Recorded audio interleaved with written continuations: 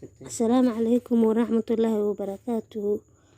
اللهم صل على سيدنا محمد وعلى آله محمد وصحبه وسلم. halkan waa xarunta la talinta dadka iyo horumarinta Dr. Safin. waxaan halkan kala hadlayaa waa Engineer Firdaws Qaasim. waxaan rabaa inaan idin soo jeediyo casharadii hore noogu socday oo kombiyuutarka ahaa. What is the mouse? Mouse is a pointed device that allowing to choose that menus and selection. Mouse-ku waa aalad ku tilmaamaysa kuna ogolaanaysa qaybaha aad dooranaysid. Types of mouse. qaybaha uu ka kooban yahay mouse-ku. waxa uu ka kooban yahay 3 qaybood oo kala ah: 1.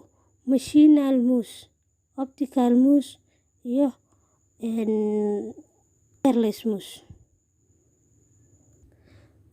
qaybta koowaad waa qaab farsamaysan ee ugu dhaqdhaqaaqaya mouse-ku. waa qaybta hoose ee dulduleelka yaryarka ee mouse-ka. tan saddexaad ugu dambeysa waa fiilada isku xirta kombiyuutarka iyo mouse-ka. Mouse action oo ah qaabka uu u shaqeeyo mouse-ka. asagana waxa u kala baxaan 4 qaybood. 1 oo ah left click, qaybta bidix markii loo isticmaalayo qaybta bidix waay. Right click waa qaybta midig. Double click oo ah labada dhinacba inaad u isticmaali kartid. Drag and drop oo dhaqdhaqaajinta mouse-ka ah. intaas waxaa noogu eg casharkeennii mouse-ka.